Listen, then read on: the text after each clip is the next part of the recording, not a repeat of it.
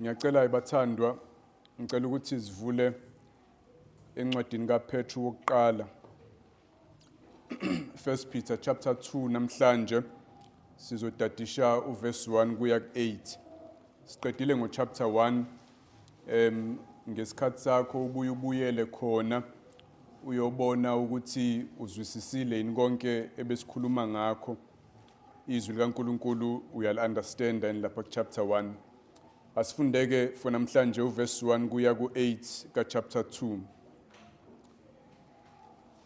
1 Peter chapter 2 verse 1 to 8. Ngakho-ke lahlani bonke ububi, bonke ubuqili, ukuzenzisa, umhawu, nakho konke ukunyembenya. Njengeyinsana eyisanda kuzalwa, langazelelani ubisi olungokomoya, olungenakunakala, ukuze ngalo nikhule kube ngokusindiswa, uma seninambithile nezwa ukuthi iNkosi imnene. Sondelani kuyo, iyitshe eliphilileyo, elinqatshwe ngabantu, kepha kuNkulunkulu likhethekile, liyigugu. Nani njengamatshe aphilileyo, nakhiwe nibe yindlu yokomoya, upristi obungcwele, ukuze ninikele ngemhlatshelo yokomoya eyamkelekayo kuNkulunkulu ngaye uJesu Kristu. Ngokuba umbhalo uthi, ngibeka eZiyoni itshe legumbi elikhethekileyo eliyigugu, okholwa kuye akasoze ajabhiswa. Ngakho-ke kini enikholwayo liyigugu, kodwa kwabangakholwayo itshe abalinqabayo abakhi, yilo elaba yinhloko yegumbi, netshe lokukhubekisa, nedwala lokuwisa. Bayakhubeka ngokuba bengalaleli izwi okuyikhona abakumiseleyo. Amen. Isihloko salentshumayelo ngithi woza etsheni eliphilayo. Wena ongakasindiswa uyamenywa, woza khona itshe eliphilayo uNkulunkulu afuna uzoyihlanganyisa nalo. Nawe osusindisiwe qhubeka uze njalo kuleli tshe eliphilayo eliuJesu Kristu, ungavumi ukuhlehliswa kulona inhlupheko nobunzima bempilo nezilingo eziqhamuka emhlabeni, kodwa qhubeka ulokhu uza. Ileyo inhloso kaPetru kule section le. Ungakhohlwa njalo ukuthi ubhalela abazalwane abasekuxakekeni okujulile kwangempela. Bayahlukunyezwa ngenxa yokuba abantu abakholwayo, izwe liyabacindezela, bayalinyazwa, bayaboshwa, bayabulawa. Isikhathi esibuhlungu ezimpilweni zabo njengabantu abakhonza uNkulunkulu. Ufuna ukubagqugquzela ukuthi bangahlehliswa yinhlupheko kuJesu, kodwa baqhubeke balokhu bezile kuyena, noma kubukeka sengathi ukuza kuyena kuletha inhlupheko kunokuthi kulethe ubumnandi empilweni yabo. Ukwenza ngendlela ezimbili lokhu. Okokuqala, uyabatshela abakhumbuza ukuthi konje yini edingakalayo kumuntu uma ezoza kuJesu. Kufunakalani kuwena uma uza kuJesu, noma kuziwa kanjani mhlambe mawubeka ngamanye amazwi. Okokuqala lokho. Okwesibili, uyabatshela ukuthi why kufanele beze kuJesu. Ubanikeza izathu noma izinto ezibenza babone kufanelekile ukuqhubeka beze kuyena noma kuneyinhlupheko ukuza kuJesu. Yindaba kufanele ngiqhubeke ngimlandele kube kuletha ubuhlungu empilweni yami. Le nto iyayishiya ukuthi ma usindiswa uyayifaka inhlanhla ekhaya, ayenzeki kumina. Akungenanga inhlanhla ekhaya, ngiyibona inhlanhla ekhaya kunalokho sicabene manje ekhaya ngenxa loJesu. Angiyiboni impumelelo nokulunga kwezinto zami, angiyiboni izinto zami ziza kunalokho. Ngathi kuba worse sometimes, ngiyagula ke manje. Ukugula kwami kuba worse. Umsebenzi awuhlangani, mhlawumbe ubukhona uphelile. Nokuthi abantu bangizwele bayangiqolodela ngoba bathi uphi lo Jesu wakho. Nabantu basekhaya ngithi wena uhlabu, wena ufuni uku-acknowledge abadala. Buka ke kunjani empilweni yakho manje. Why kufanele ngiqhubeke ngilokhu ngizile kuyena uJesu uma impilo yami injalo? Uyawuphendula lo mbuzo kwesibili. Okokuqala ake siqale ngokuthi kuziwa kanjani, kufunakalani kuwena uma uza kuJesu? Siqale sibuke uverse 1. Ngakho-ke lahlani bonke ububi, bonke ubuqili, ukuzenzisa, umhawu nakho konke ukunyembenya. Ungakho-ke ukuxhumanisa uverse 1 nalento akade eqeda ukisho kulama verse asekugcineni chapter 1. iBhayibheli malibhalwa ayingekho ama-chapter namavesi, kwakuyindaba nje eqhubekayo ayebhalile umpostoli uPetru. Uzokhumbula ukuthi into akade ekhulume ngayo ukuthi abazalwane bazelwe kabusha ngembewu engaboli, ayifani neyendoda. Umuntu ozelwe indoda ngembewu yendoda ubuye afe, kodwa bazelwe uNkulunkulu abafi, imbewu kaNkulunkulu ayifi. Leyo mbewu uthe yizwi likaNkulunkulu, lapha uverse 23 kuya 25, izwi likaNkulunkulu ivangeli elashunyayelwa kinina. Ngakho-ke mana abantu abazelwe kabusha ngembewu kaNkulunkulu eyizwi likaNkulunkulu elingasoze lavuma ukuthi nife, ngakho-ke philani ngendlela efanele lokho. Philani ngendlela efanele abantu abazelwe kabusha bezelwe uNkulunkulu. And uzobona ma eseqhubeka esekhuluma ngokuza etsheni eliuJesu, uzobona ukuthi kuqhumene nokuthi mawuzoze etsheni nansi phela indlela oza ngayo etsheni, ukuba ulo muntu ozelwe kabusha futhi ophila ngalendlela uNkulunkulu asichazela ngayo kuverse 1. Nansi-ke indlela umuntu ozelwe ngokusha okufanele aphile ngayo.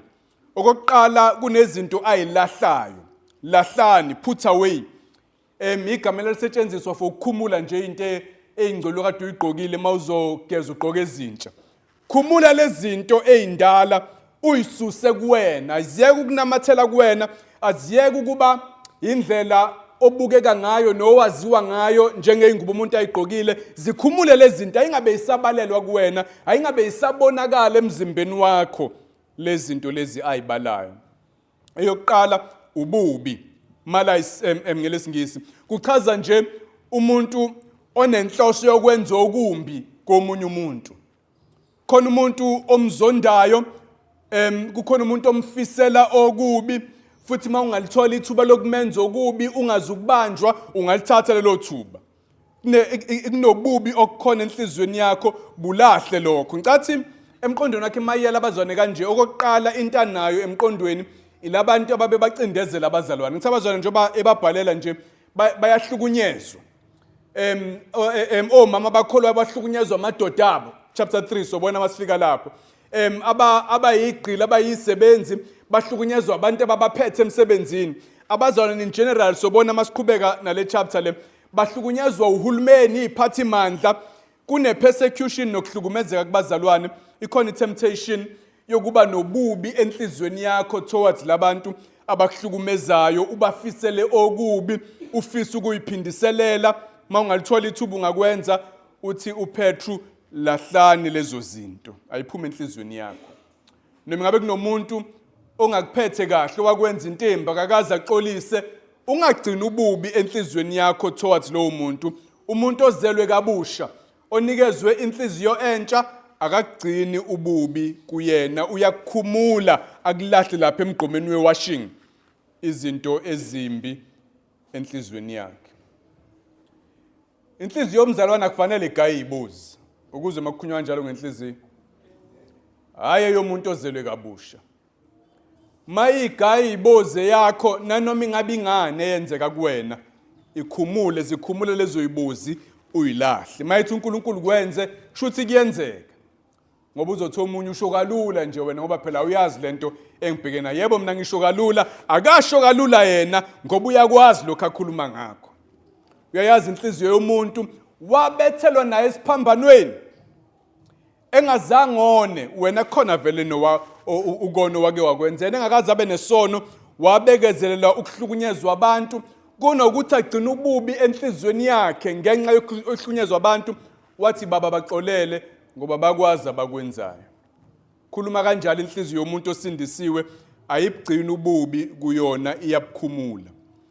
Okulandelayo bonke ubuqili, khumulani yonke inhlobo yobuqili. Umuntu mayazi ukuthi enhlizweni yakhe kunento embi kodwa angafuni yaziwe then uyikhava ngamanga. Uright mzalwane, hayi ayikright yonke into iright.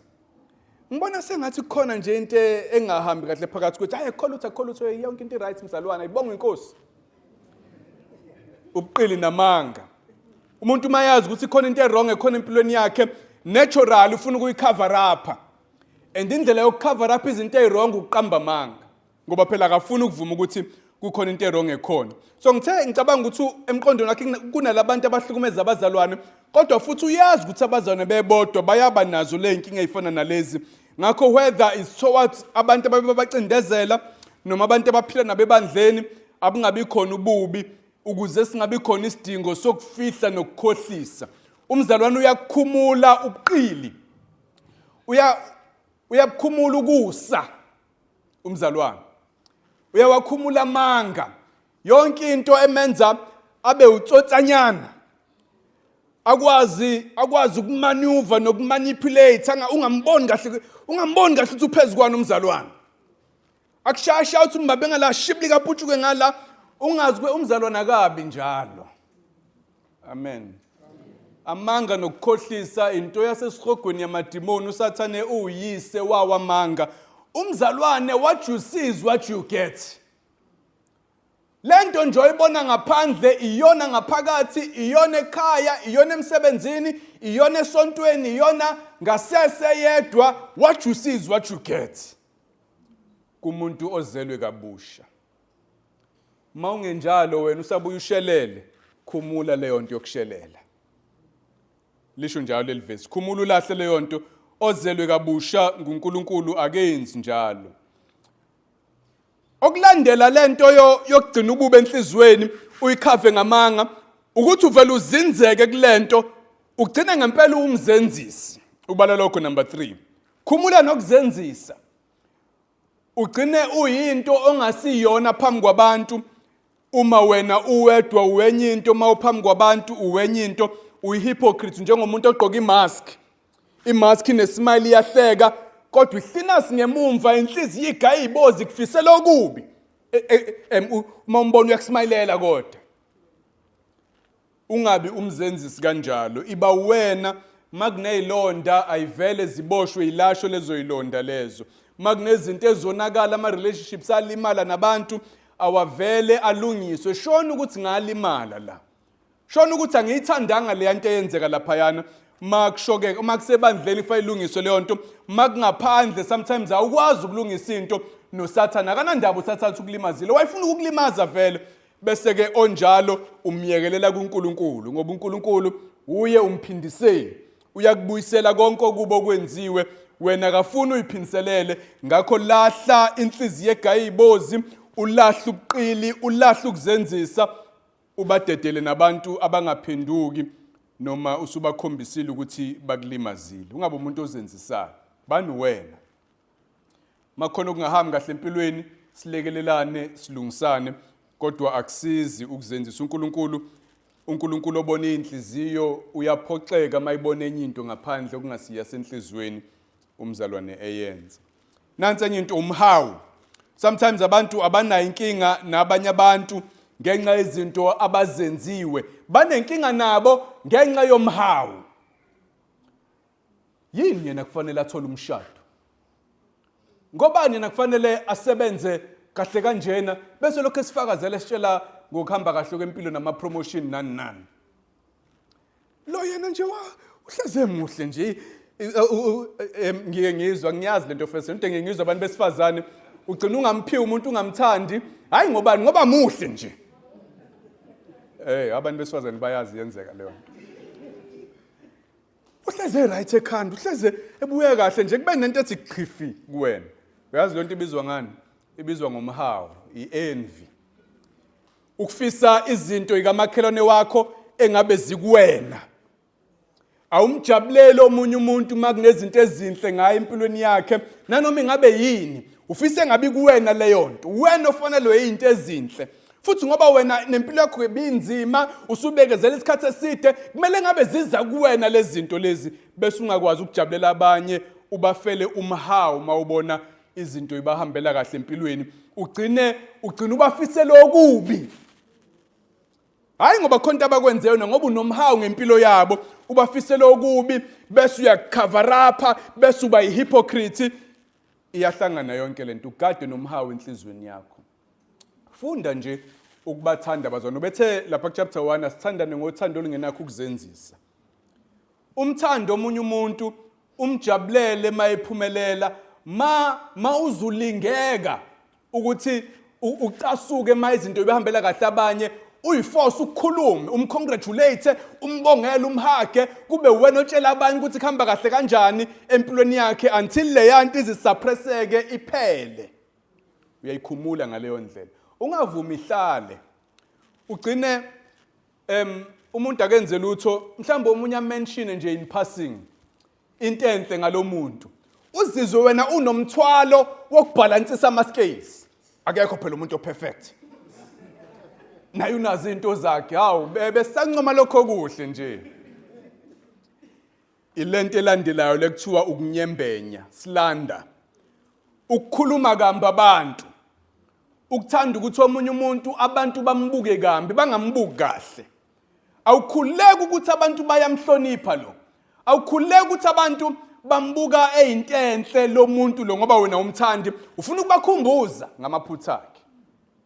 Uzwa kuyijoka lakho nomsebenzi wakho ukuthola izinto ezimbi ngalomuntu bese wenza sure ukuthi abantu bayazazi futhi abayikhohlwa. Ngobukhona wenza bakhumbuza. Khumula yonke leyo nto leyo. Amen. Akahlukana amabandla webazalwane. Kube namasplitha ngempela. Kungonakele into eningi. Konakele nje ukuthi kunabantu abanje. Sometimes uzobafice naseyikhundleni. Umfica umfundisi uma la epulpiti ashumayele, ugcwele lento enhlizweni yakho uyizwe iphume entshumayelweni. Uzwa izibonelo ezenziwayo. Ugcwele umhawu, ugcwele ukukhuluma kambi abanye, ugcwele ukubafisela izinto ezimbi abanye, khona nokuzenzisa la kuyena. Nasebandleni kuyaba njalo, asingabi njalo ke bathanda.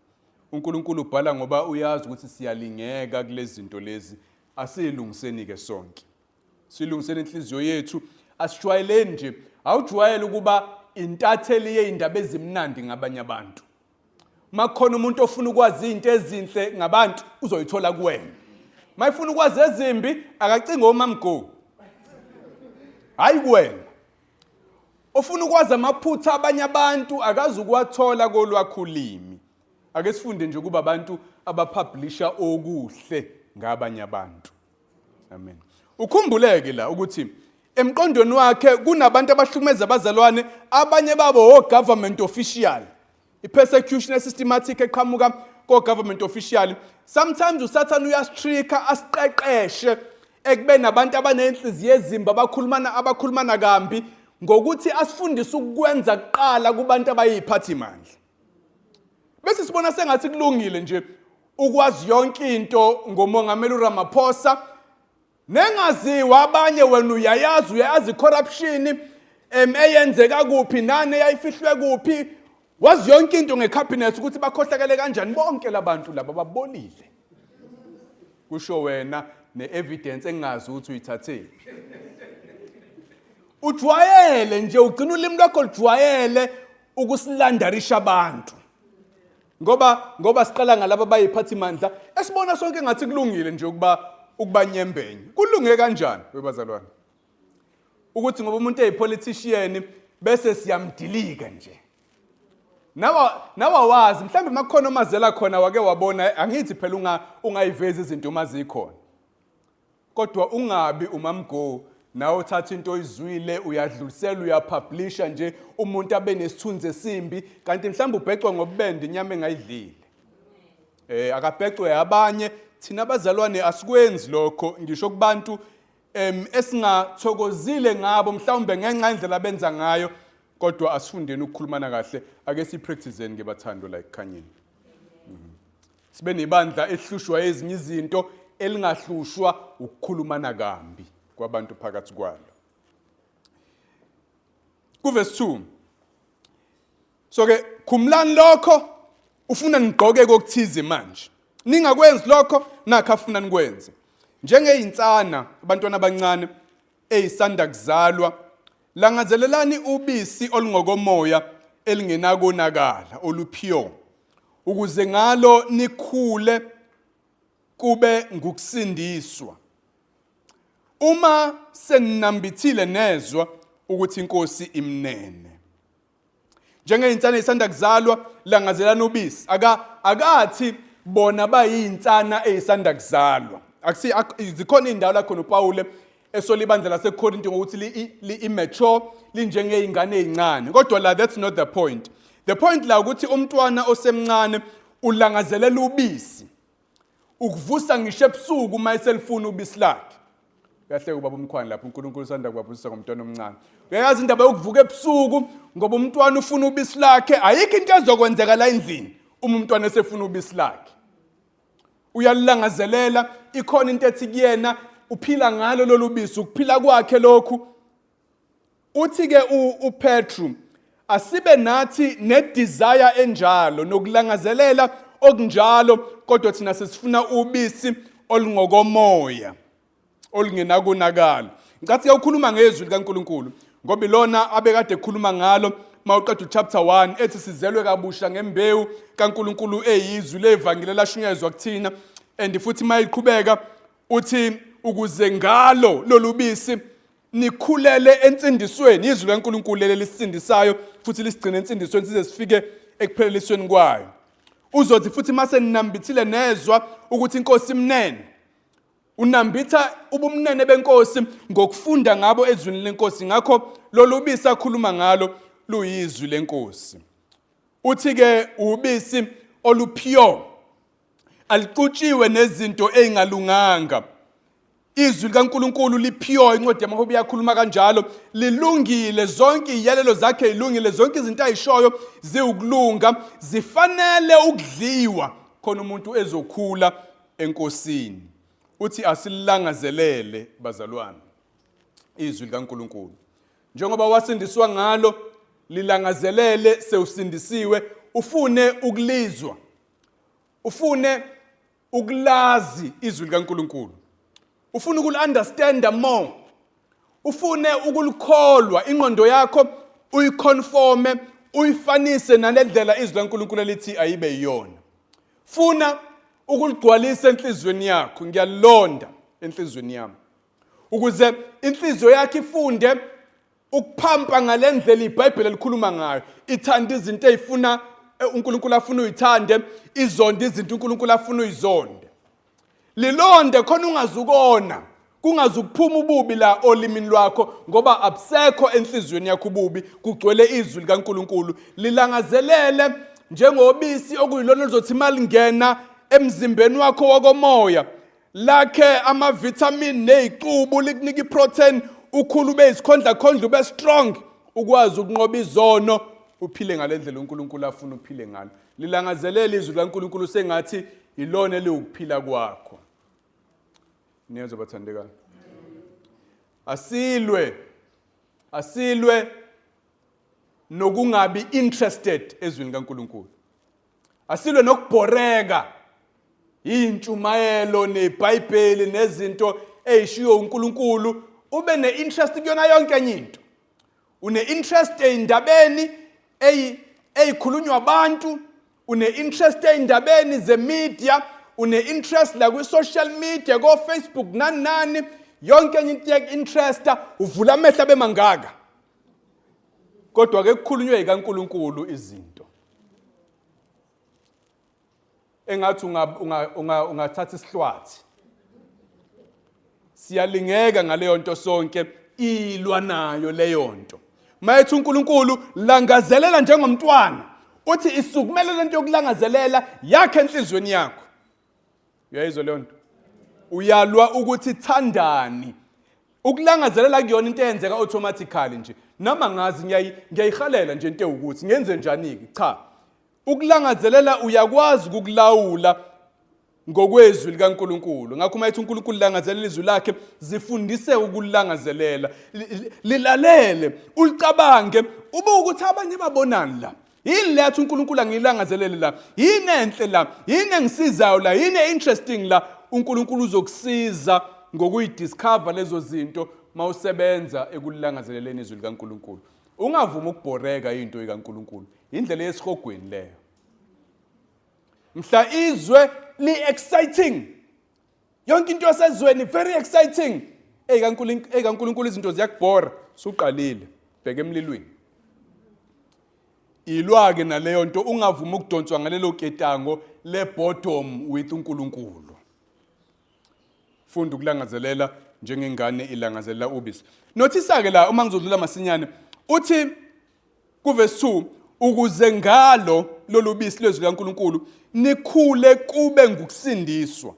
Indlela abhale ngayo ukuthi lento yokuthola izwi likaNkulunkulu bese uyakhula ngalo iyona eholela ensindisweni, as if abantu abangalilangazeleli izwi, abangalitholi izwi futhi abangakhuli enkosini abazukusindiswa. Igcina nokhuluma ngalensindiso abekade sitshela ngayo chapter 1 ezokwambulwa ngesikhathi sokugcina, ukhuluma ngokupheleliswa kwensindiso yethu uma uJesu ebuya. Ma ungakhuli enkosini, isign leyo ukuthi awuyi kule yansindiso ezokwambulwa, ngoba mhlambe kwayona le yase ekuqaleni yokuzalwa kabusha awukabi nayo. Ukukhula empilweni yomzalwane is not optional. Amen. uNkulunkulu bonke abazele abafi bayakhula kunokuthi bafe. Noma khona ama-ups and downs, kodwa bayakhula enkosini, baya ngokuya bebangcono, bayalwa nezono zabo, bayakhula ebungcweleni, bayakhula ekufuzeni ubaba obazele. Nawe ilwele le ndaba yokukhula le. Amen. Yes. Futhi siyatshela ukuthi yenzeka kanjani la, yekho imfihlo ekukhuleni enkosini, ukudla izwi likaNkulunkulu. Hlala ezwini likaNkulunkulu, lifunde iBhayibheli lakho, zilalela intshumayelo, zifunde incwadi ezichaza ngezwi likaNkulunkulu. Ngokwenza njalo uNkulunkulu uyalakhela kuwena ngaphakathi, likushintshe, lishintshe ingqondo, lishintshe inhliziyo, ishintshe impilo, ukhula kanjalo enkosini ngokulangazela lolu bisi lolu. Uthi after seninambithile ukuthi inkosi imnene, chaza usufikile ensindisweni, wabuzwa ubuhle bukaNkulunkulu. Langazela more and more yaleyo nto. So ke okokuqala, mawuza etsheni elinguJesu, uza ngokulahla lezi zinto engalungile bese uyalangazelela izwi lakhe. Verse 4. Kusela ku verse 4 na ukukhuluma ukuthi ufuna ukubayala ukuthi why kufanele beze, why kufanele banamathele kulo Jesu noma kunobunzima obungaka ezimpilweni zabo. Ku verse 4, sondelani kuyo, oyilesingisi libeka kangcono, as you come to him, njengoba nisondela kuyena. Akusikhona nje ukuthi ubayala ukuthi ba abantu abakude naye abasondele, kodwa ba abantu abasondelayo vele uthi njengoba niqhubeka nisondela kuyena bese yabatshela ukuthi indaba kufanele baqhubeke bayenze leyo nto, bangayiyeki. Uthi ku maqhubeka no verse 4, iyitshe eliphilileyo, njengoba sondelani kuyo, iyitshe eliphilileyo, ningayeke ukusondela kuyona inkosi lade ekhulume ngayo esinambithile seza ukuthi iyinhle. Leyo nkosi iyitshe eliphilileyo, sesiyabona ukuthi bekhuluma ngoJesu vele mayethi inkosi. Iyitshe eliphilileyo, elinqatshwe ngabantu kepha kuNkulunkulu, likhethekile leyigugu. Umfanisa netshe uJesu, uzosichazela khona manje ukuthi umfanisa netshe ngobani, kodwa siyabona ukuthi hayi ngoba ethi uJesu uyitshe, ngoba uthi yitshe eliphilile, amatshe angempela afile.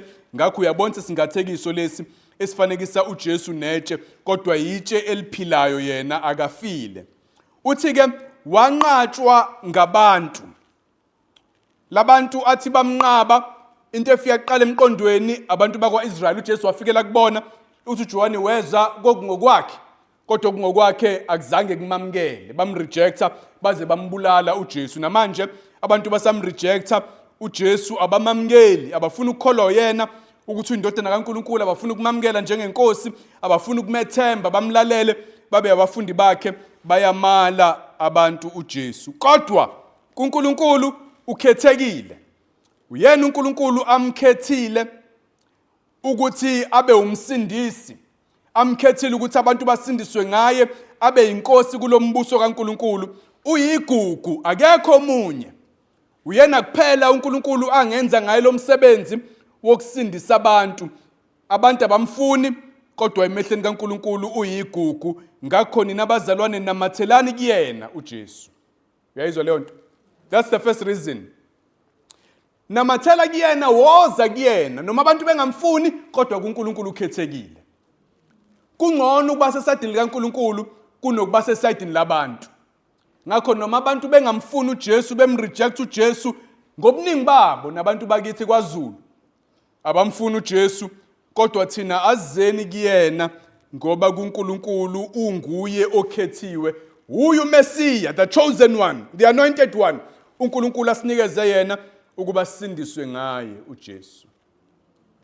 Amen. Ibasic yevangeli. Abantu abeze evangelini, nawe ungakasindiswa woze evangelini. Mawuthi inhliziyo yakho ngobani kulento abantu abaningi kangaka abangayifuni beyingcosana bayilandelayo, woza ngoba uNkulunkulu ungakwingcosana.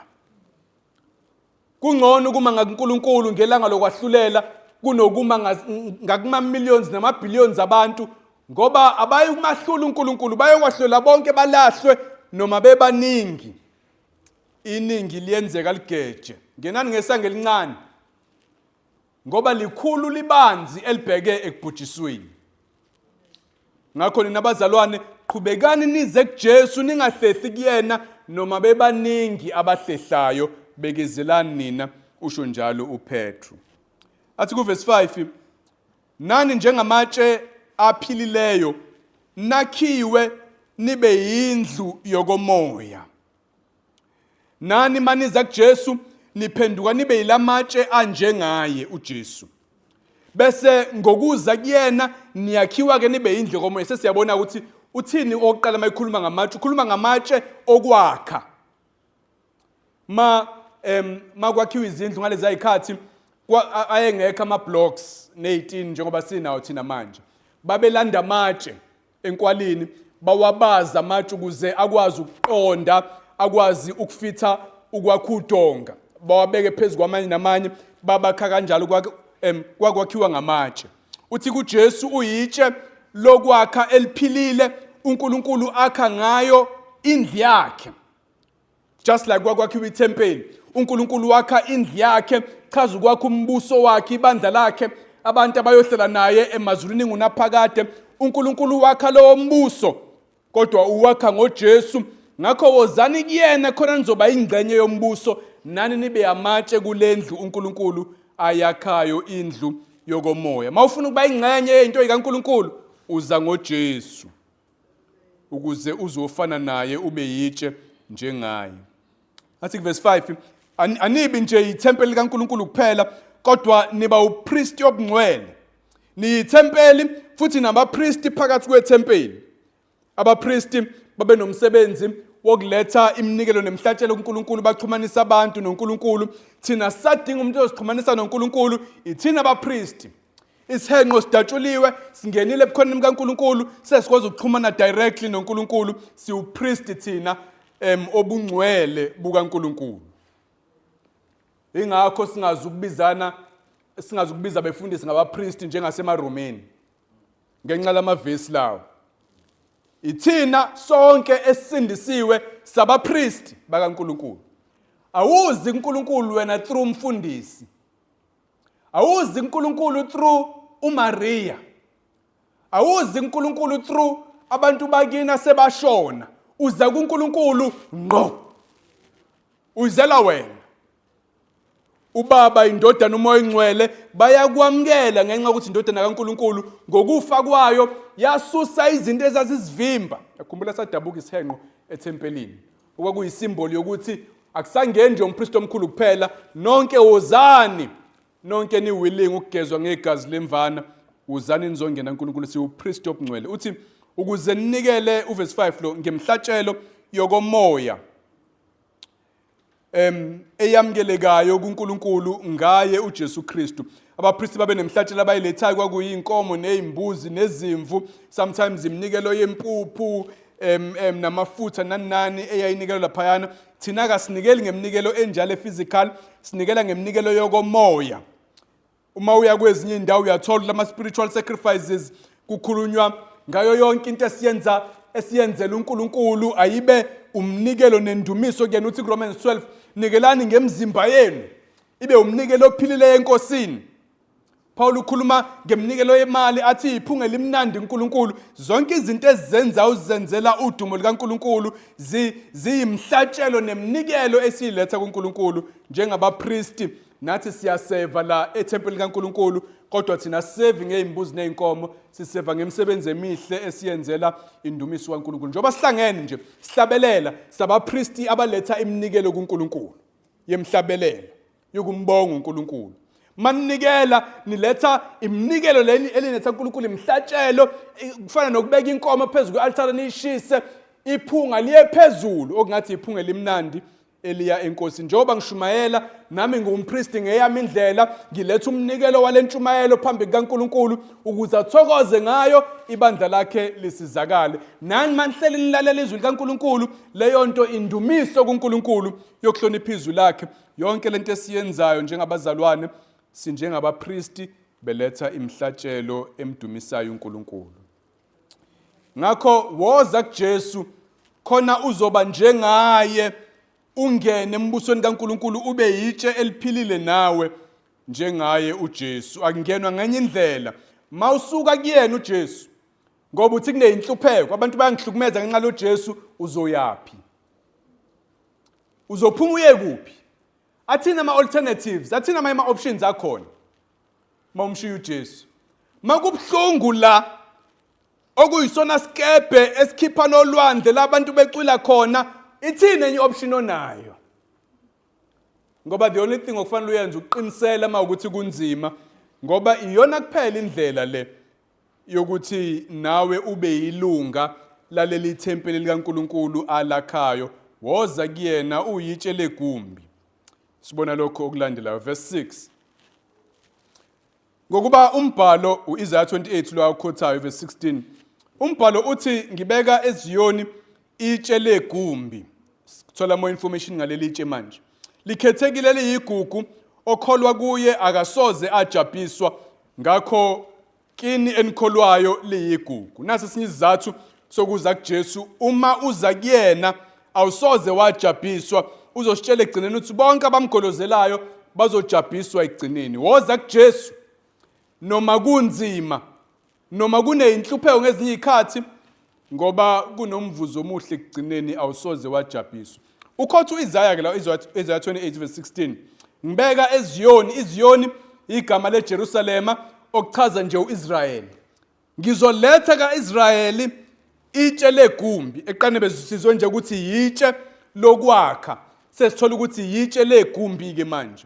Mayithi yitshe legumbi ukhuluma ukuthi yonke enye into yakhelwe phezukwakhe. Babethi mabakha laphana kaIsrayeli iarchitecture yakhona yonke vele uqala ngefoundation, wawufika kumbi foundation bese uthola itshe elikhulu laliba likhulu kwadlula wonke amanye, bese beyalikhatha libe i-right angle kanje, bese libekwa ekhoneni le foundation laqala khona ifoundation lelitshe likhathiwe li-right angle kanje lalevelwa liqondile liyisquare libekwe khona, bese ke ilona elizotshela yonke lendlu ukuthi izoma kanjani. Malithe nendlu izoma kanje, malithe nendlu imi kanje, ilona tshe elidirector ukuthi yonke lento yakhiwayo izoma kanjani, ubukhulu balo nesisindo sale thickness yalo iyona ekutshela ukuthi ungaya phezulu kangakanani nalendlu.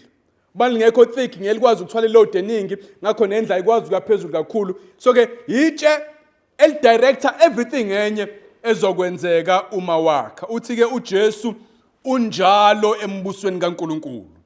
Yonke enye into yakhelwe phezukwakhe. Lento yombuso kaNkulunkulu idirectwa uyena uJesu, uyena wokuqala, uyena oshoyo ukuthi kuzokwenzeka kanjani, sisindiswa kanjani, singena kanjani, uyisango, uyindlela, uyiqiniso lo Jesu lo. Abekho beza kuBaba, abekho baba ingcenye yale building kaNkulunkulu leli tempeli ngaphandle kwale cornerstone le. Yenye indlela ukuthi azikho ezinye indlela bazalwane. Ma nisehla kulo Jesu lo ngenxa yeinhlupheko alikho elinye itshele egumbi kusho ukuthi anikho kule building nina.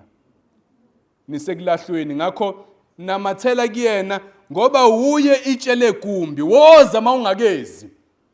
Otherwise uyisitina singaphandle kwebhilidi esiyolahlwa emlilweni wozokwakhiwa nawe ube ingcenye yethempeli ingcenye yombuso kaNkuluNkulu.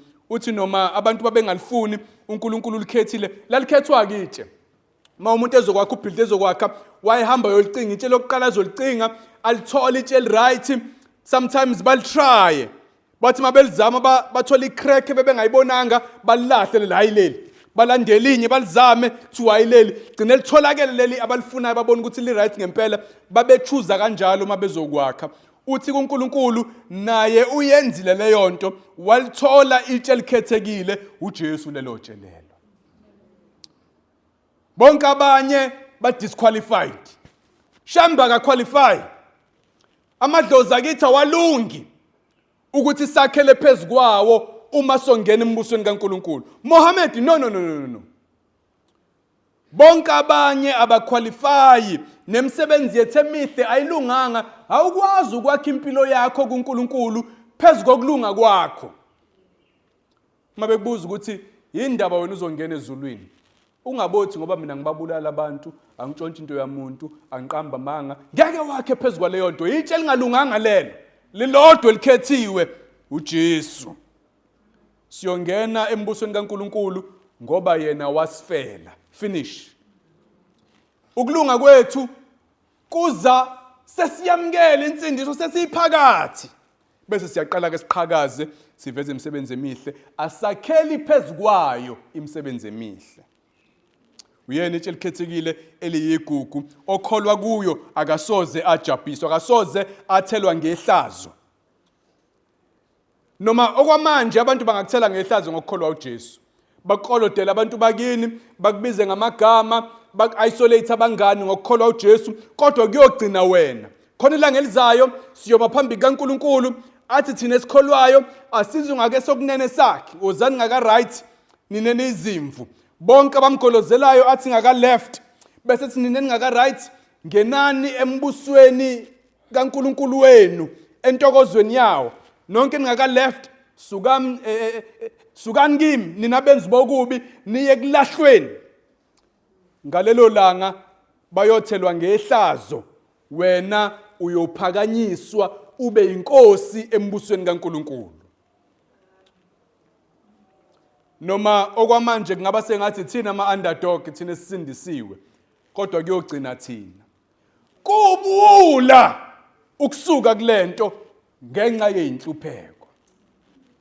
Ezisikhashana inhlupheko iprize okufanele siyikhokhe for lo mvuzo osihlalele.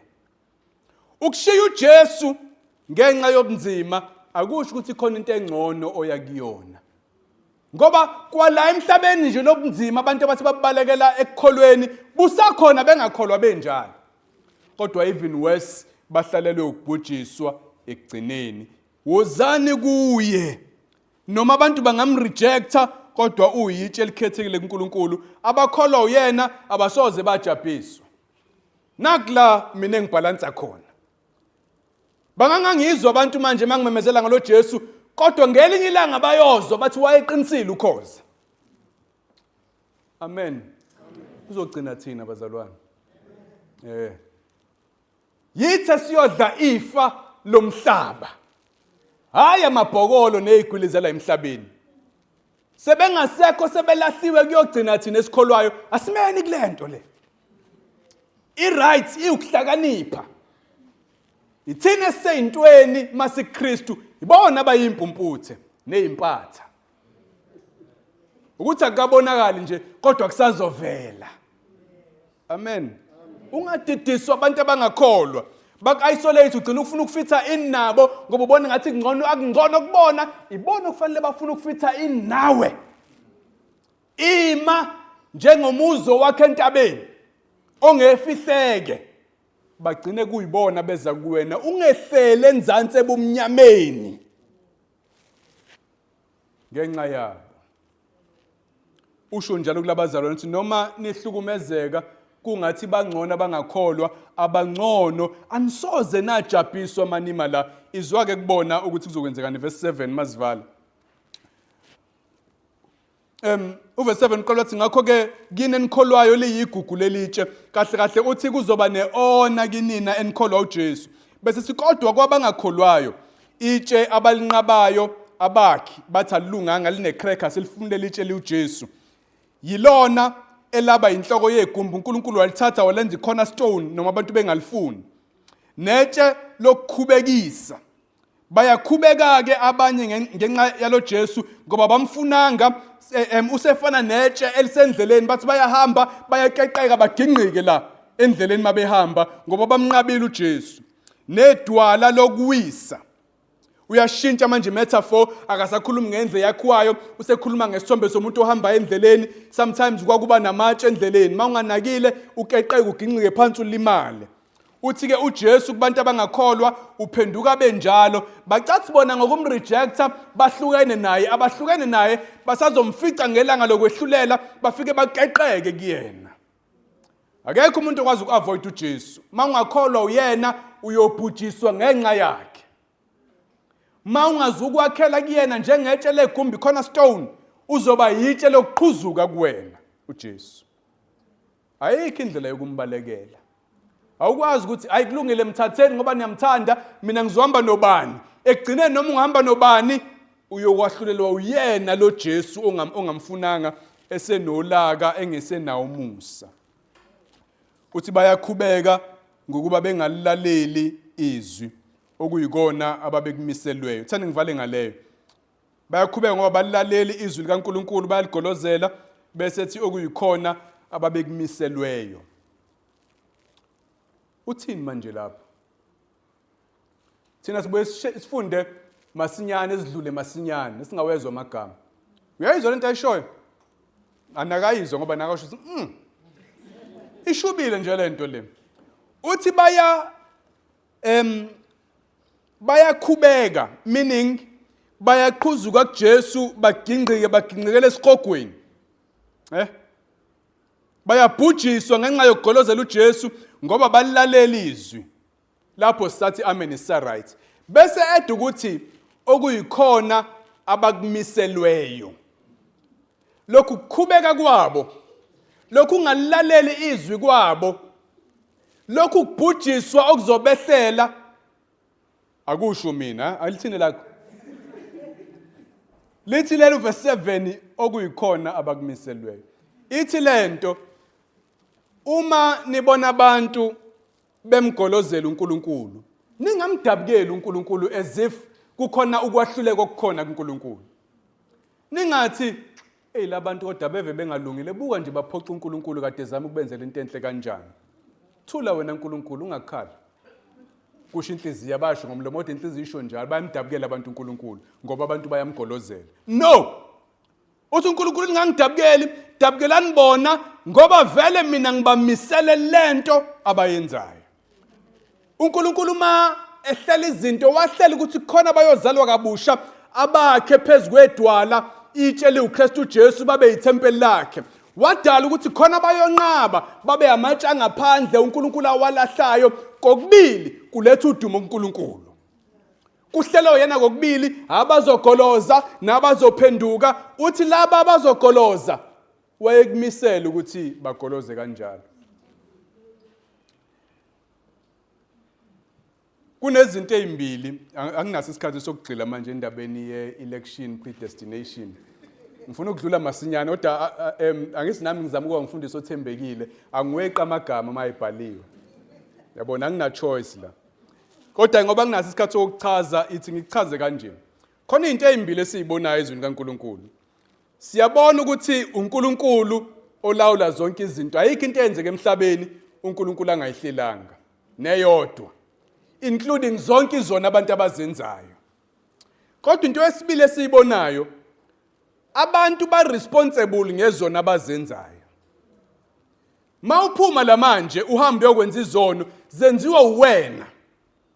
Unqume wena ukuzenza ngoba ungakhetha ukungazenzi. Angithi ngithi ungoni mina manje woza lahla lokho okubi kodwa wena ukhetha ukukwenza. Wena okhethile futhi uNkulunkulu unelungelo lokukwahlulela ngokukhetha kwakho kona. Abantu abayisihogweni bafanelwe ukubhujiswa ngoba yibona abayikhethela ukwenza lezi zinto abazenzile. Kodwa futhi at the same time uNkulunkulu bamisele. Nami ingqondo yami ihamba iphele kutheni kuhlangana kanjani konje. Ma uNkulunkulu omisile pho abantu bakhetha kanjani. Makuabantu abakhethayo pho uNkulunkulu umise kanjani. Kodwa ngiyakubona kubhaliwe ezwini kaNkulunkulu ngakho ngiyakukholwa kokubili. Bese ngiyamukela ukuthi yena uNkulunkulu mina ngiyiphungezi nje elinengqondo encanyane engaka engakwazi ukunderstanda zonke izinto uNkulunkulu ayishoyo. Just like ukuthi ngiyavala manje sengishiya ngamabhansela ibonus la sengiqedile. Just like ukuthi uNkulunkulu akanasi isiqalo. uNkulunkulu uyena umveli inqango wayekhona ekuqaleni akakaza ngabi khona. Kanjani ibuzo yami ingqondo? All right. 1 million years before umhlaba ube khona wayekhona yena. 10 million years before umhlaba. 200 million years, billion years, trillion years shone emumva. Uhlaza khona nje waqhamukaphi? Ingqondo yami ayikwazi ukuconceptualize into ekhona kodwa engakazi iqale ngoba ayikho into engiyazi enjalo. uNkulunkulu kuphela okuthiwa ukhona kodwa akanasiqalo. Wayekhona forever and ever to eternity. Akukho la aqala khona uNkulunkulu. Leyo nto nami ngiunderstand kahle kodwa ngiyayikholwa. Ngoba uNkulunkulu usho njalo ngiyazehlisa. Kuthiwa ukukholwa lokho. Wehlela ngenzansi uNkulunkulu mayikhuluma ulamukele iqiniso. Awumi phezulu uthi no. Wrong. Ayenzi logic leyo nto. Ungasho kubefundisa. Angisho ukuthi ungasho njalo kubantu uma bekhuluma. Kodwa mawusuyibonela ezwini kaNkulunkulu awukwehlela ngenzansi. Uthi wena uNkulunkulu mina ngiwumuntu ngiyakubona ukuthi usho njalo angazi kanjani kodwa ngiyakukholwa ngoba uNkulunkulu. Udila kanjalo nendaba ye-election nalezi zinto ezinje. Mina ngikwazi ukubaleka la ukuthi la ubamisela ukuthi bastambulishe bakhubeke baye kubhujisweni bangalilaleli izwi. Ngakho ngizokwamukela njengoba uNkulunkulu ekusho. Asizeni kwitshe eliuJesu sizokwakha phezukwalo. Mawungasindiswanga woza ulindeni.